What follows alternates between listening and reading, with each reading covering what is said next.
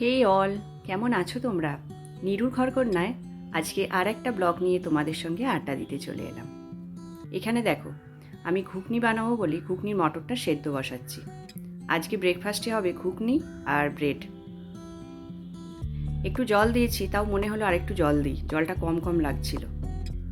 তা মটরটা আমি দুটো সিটি দিয়ে নেব। এবার ঘুগনির যে মশলাটা আছে ওটা রেডি করব। আর এখানে দেখো, এবার আমি ঘুগনির মশলাটা রেডি করব। তো এর জন্য আমি 3টে বড় বড় টমেটো নিয়েছি আর 4টে কাঁচা লঙ্কা নিয়েছি। তা একটা টমেটো বেটে দেবো আর 2টো কুচিয়ে দেবো, কিন্তু 4টে কাঁচা লঙ্কা দেবো না। একটা কাঁচা লঙ্কা ফাটিয়ে দেখলাম খুব ঝাঁঝ কাঁচা লঙ্কাগুলো, সেই জন্য 2টো দিলাম। একটা টমেটো, 2টো কাঁচা লঙ্কা আর একটু আদা। এবার এটা পেস্ট করে নেব। ঘুগনিটা বসাতে গিয়ে দেখলাম প্রেসারে ঢাকনাটা এখনও খোলেনি, তাই ভাবলাম এখানে একটু উচ্ছে চচ্চড়ি বানাবো, তো ওইটাই আগে করে নিই। উচ্ছে চচ্চড়ি করার জন্য আমি প্রথমে দেখলে একটু ডালের বড়ি ভেজে নিলাম, আর এরপর একটু উচ্ছেটা আমি অনেকটাই পরিমাণে ভেজেছি, কারণ উচ্ছে চচ্চড়িতে উচ্ছেটা একটু বেশি করেই দিতে হয়। এবার এখানে বেগুন ভাজছি, আর উচ্ছে চচ্চড়িতে ফোড়ন দেওয়ার জন্য একটু 5 ফোড়ন আর একটু শুকনো লঙ্কা। এবার যা যা সবজিগুলো কুচিয়েছিলাম সব দিয়ে দিলাম। বিনসটা দেয় না উচ্ছে চচ্চড়িতে, কিন্তু আমার ফ্রিজে অনেকগুলো বিনস ছিল বলে আমি দিয়ে দিলাম। তারপর দেখো এখানে যা যা মশলা দেয় চচ্চড়িতে, সর্ষে বাটাটা তো মাস্ট দিতেই হবে। দিয়ে এটাকে ভালো করে কষিয়ে নিচ্ছি। কষানোটা হয়ে গেছে। এবার যেগুলো ভেজে তুলে রেখেছিলাম, ফুলকপি একটু অ্যাড করেছি, যেটা তোমাদের ভাজছিলাম যখন দেখাতে ভুলে গেছি। সবগুলো দিয়ে একটু জল ঢেলে দেব। বড়িটাও দিয়ে দিলাম, এটা একটু সেদ্ধ হবে। এটা সেদ্ধ হয়ে গেলে এবার একটা ভাজা মশলা এতে 2 চামচ মতো দিয়ে দিলাম, দিয়ে নাড়াচাড়া করে নামিয়ে নেব। উচ্ছে চচ্চড়িটা হয়ে গেলে একটু সয়াবিন আলুর তরকারি করছি। এর জন্য এখানেও আমি একটু সাদা জিরে, একটু এলাচ আর দারচিনি ফোড়ন দিয়ে দিয়েছি। এবার আলুগুলো আগে ভেজে নেব।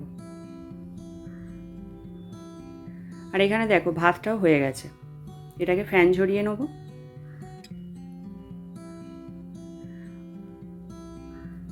এবার সয়াবিনগুলো দিয়ে দিলাম, এগুলো একটু ভাজা ভাজা করে নেব।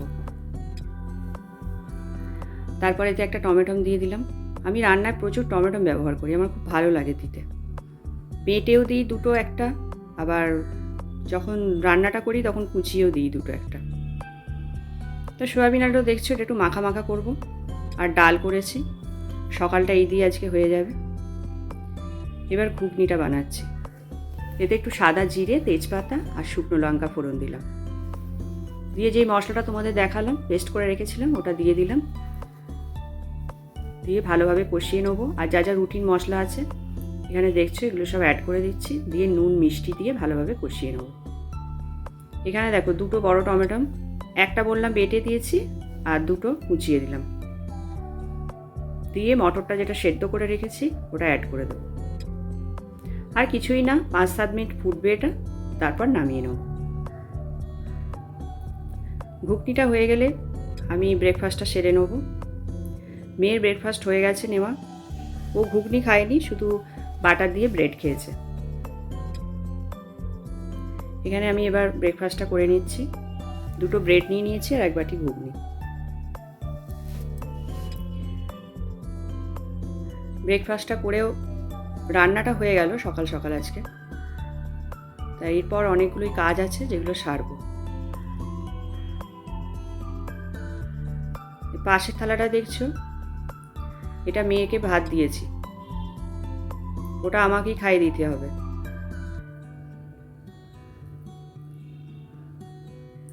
আর এখানে যে মিষ্টিটা দেখছো এটা পুজোর প্রসাদ। চলো এবার মেয়েকে খাইয়ে নিই। আমার মেয়ের এক্সাম স্টার্ট হওয়া মানে ও যখন বেরাবে তখন কিচ্ছু খেয়ে যেতে চায় না। আমি জোর করে একটু ভাত খাইয়ে দিলাম। ভাতটা খেলে পেটটা ভরাও রইলো আর এক্সামটা ঠিকঠাক করে দিতেও পারলো। বন্ধুরা, সকাল থেকে আরাম করে এখন একটু বসলাম। আজকে মেয়ের আজ থেকে এক্সাম স্টার্ট হচ্ছে, তো ও সকাল সকাল বেরোবে, একটু তাড়াও ছিল। রান্নাটা আগে করে নিলাম, রান্না সব হয়ে গেছে মোটামুটি। এখন এই চা নিয়ে বসেছি। আজকে আরাম করে চাটা খাওয়া হয়নি, তাই এই চাটা এখন শেষ করবো।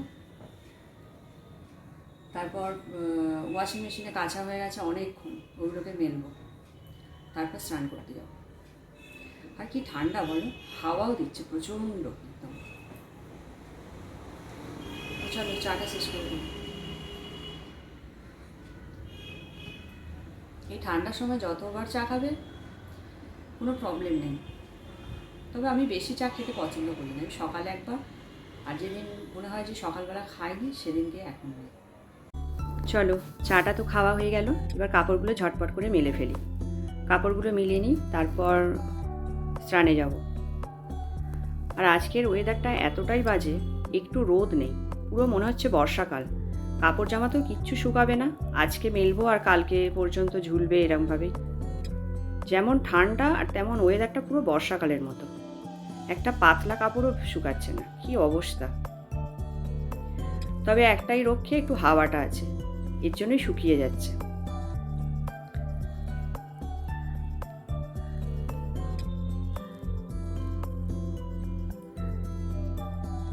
এগুলো মেলে নিয়ে স্নানে যাব, তারপর পুজো দেব, তারপর আমি লাঞ্চ করব।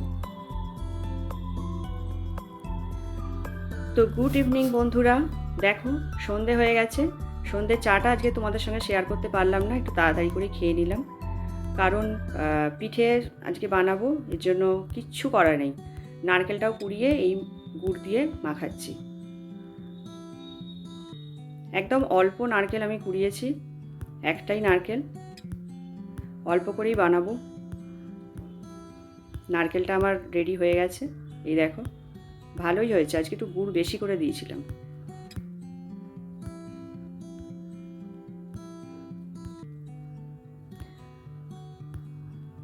তো এখানে দেখো দুধটা ঢেলে নিয়েছি, দুধটাকে একটু ভালোভাবে গরম করে নেব।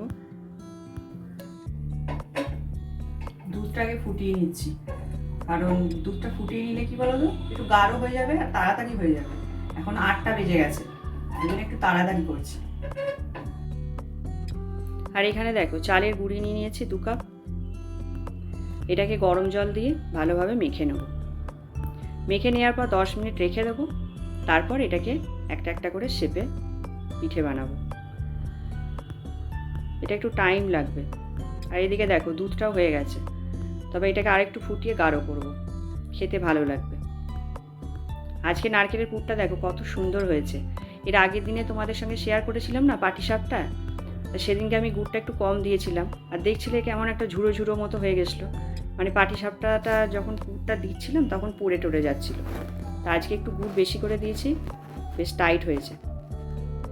আর এখানে দেখো আমার মেয়েকে নিয়ে বসে গেছি পিঠে বানাতে। মেয়েকে বললাম তুইও বানা 2-1টা, তাহলে আমার হেল্প হয়ে যাবে। তা মেয়ে বলছে যে আমি বানাবো, কিভাবে বানাবো, কেমন হবে। তা আমি ওকে বলছিলাম যে তোর পিঠেটা কনসা শাহরুখ খান দেখতে আসছে, যেমন বানাবি আমরাই খাবো। এই নিয়ে দুজনের মধ্যে হাসাহাসি হচ্ছিল।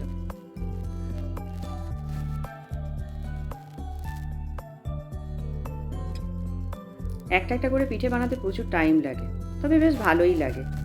এই তো বছরের এই 2-1টা দিন, তারপরে তো আবার গরম পড়ে যাবে, আর তো এইসব ভালোও লাগবে না খেতে। ওকে আমি দেখিয়ে দিচ্ছি যে এরমভাবে মুড়বি।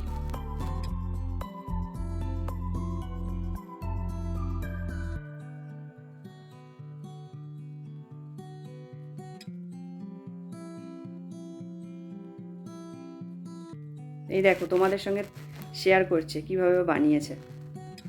ভালোই হয়েছে। ও তো বানায় না খুব একটা, কিন্তু তাও আমার মনে হয় খুব ভালোই বানিয়েছে। আর এখানে দেখো 2টো প্লেটে যে পিঠেগুলো রয়েছে, একটা ছোট প্লেটে যেটা দেখছো ওটা হচ্ছে ক্ষীরের, আর এইটা দেখছো পুরো নারকেল। তা হয়ে গেছে। আমি কিছুটা ভাপা আর কিছুটা দুধের সিদ্ধ বানিয়েছিলাম, যেটাকে দুধ পুলি বলে। তো এবার ডিনারটা সেরে নিই, চলো। তো তোমরা তো দেখলেই আমি কি পিঠে বানালাম, আর তোমরা কে কী পিঠে বানালে আমাকে অবশ্যই কমেন্ট করে জানিও। রাত পোয়ালেই মকর সংক্রান্তি, তো তোমাদেরকে আমি আগাম জানিয়ে দিচ্ছি happy Makar Sankranti to all my friends. মকর সংক্রান্তিতে তোমরা সবাই গঙ্গায় যাও, স্নান করো, আর খুব জমিয়ে পিঠেপুলি খাও। এই শুভেচ্ছা জানিয়ে আজকের ব্লগটা শেষ করলাম।